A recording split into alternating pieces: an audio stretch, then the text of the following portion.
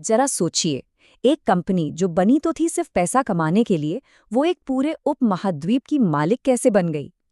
आज हम इसी हैरान कर देने वाली कहानी को समझेंगे कि कैसे अंग्रेजी ईस्ट इंडिया कंपनी ने भारत पर अपने शासन की नींव रखी। ये कहानी सिर्फ व्यापार की नहीं है, बल्कि ये कहानी है बेहिसाब लालच की, चालाक रणनीतियों की और खूनी लड़ाइयों की।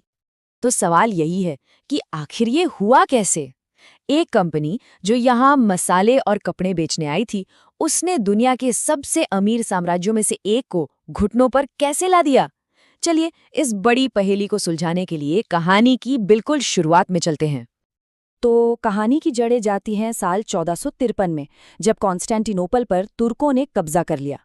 इस एक घटना ने यूरोप और पूरब के बीच जमीन के रास्ते होने वाले व्यापार पर ताला लगा दिया।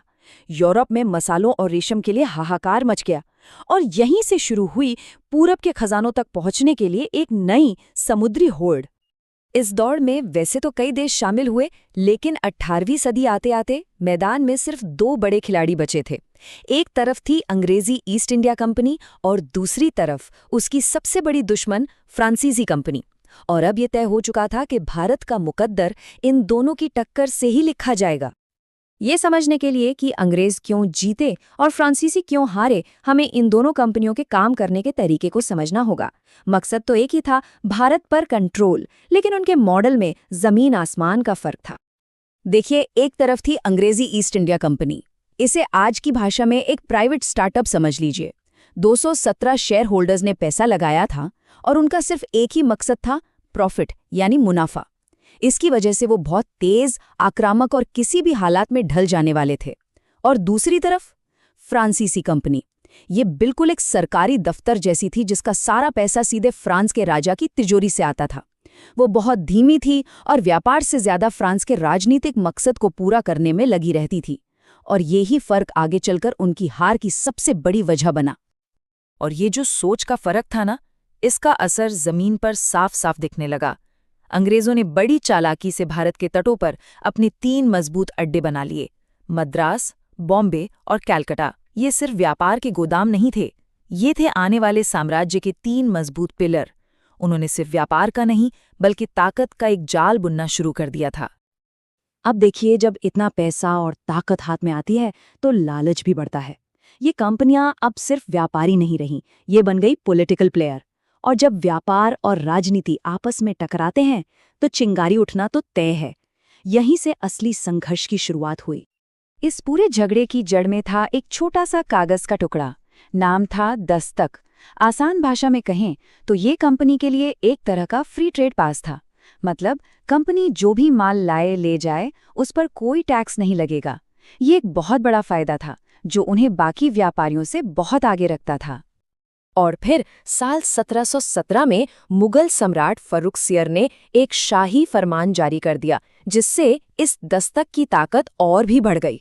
बस फिर क्या था, कंपनी के अधिकारियों ने इसका जमकर गलत इस्तेमाल करना शुरू कर दिया। वो अपने पर्सनल बिजनेस के लिए भी इन पासों को यूज करने लगे। इससे बंगाल के नवाब के खजाने को जबरदस्त नुकसान हो रहा था। अब ये दस्तक सिर्फ एक परमिट नहीं, बल्कि टकराव और धोखे का दूसरा नाम बन चुका था। तो ये जो तनाव धीरे धीरे सुलग रहा था, वो आखिरकार कर्नाटक के मैदानों में एक ज्वालामुखी की तरह फट पड़ा। इन लड़ाइयों को हम कर्नाटक युद्धों के नाम से जानते हैं। ये एक तरह की 3 पार्ट थ्रिलर फिल्म थी, जहां व्यापार की दुश्मनी अब खुली जंग में बदल चुकी थी। ये भारत के भविष्य का फाइनल शोडाउन था। और मजे की बात यह है कि लड़ाई का पहला राउंड भारत को लेकर था ही नहीं। असल में हजारों मील दूर यूरोप में ऑस्ट्रिया के सिंहासन के लिए जंग छिड़ी थी। जब वहां ब्रिटेन और फ्रांस लड़ रहे थे, तो उनकी कंपनियां यहां भारत में एक दूसरे का सिर फोड़ने लगी। इसी पहले युद्ध में एक ऐसी लड़ाई हुई जिसने सब कुछ बदल कर रख दिया, सेंट थॉमे की लड़ाई। जरा इन नंबर्स को देखिए। एक तरफ फ्रांसीसी मुश्किल से 930 सैनिक, और दूसरी तरफ नवाब की 10,000 की फौज। 10,000? कोई भी यही कहेगा कि ये तो एक तरफा मामला है, लेकिन जो हुआ वो किसी ने सोचा भी नहीं था। फ्रांसीसी जीत गए, हाँ बिल्कुल। एक मुट्ठी भर डिसिप्लिन्ड सेना ने अपने से 10 गुना बड़ी फौज को हरा दिया। ये एक टर्निंग पॉइंट था। इसने एक बहुत ही खतरनाक बात साबित कर दी कि एक छोटी ट्रेनिंग वाली यूरोपीय सेना भारत की बड़ी बड़ी सेनाओं पर भारी पड़ सकती है। और ये एहसास बहुत खतरनाक था। तो पहले युद्ध से ये सबक सीखने के बाद अब दूसरा दौर शुरू हुआ, और इस बार लड़ाई की वजह यूरोप नहीं बल्कि यहीं की लोकल पॉलिटिक्स थी। हैदराबाद और कर्नाटक दोनों जगह गद्दी के लिए लड़ाई छिड़ी हुई थी। अंग्रेजों और फ्रांसीसियों दोनों ने फूट डालो और राज करो की नीति अपना ली। एक ने एक दावेदार को सपोर्ट किया तो दूसरे ने उसके दुश्मन को। शुरुआत में तो फ्रांसीसी गवर्नर डुप्ले का पलड़ा भारी था। वो बहुत शातिर था और ऐसा लग रहा था कि अंग्रेज ये बाजी हार जाएंगे। लेकिन तभी सीन में एंट्री होती है एक मामूली से क्लर्क की। नाम था रॉबर्ट क्लाइव। जब फ्रांसीसी सेना त्रिचनोपोली में बिजी थी, क्लाइव ने एक जबरदस्त दांव खेला।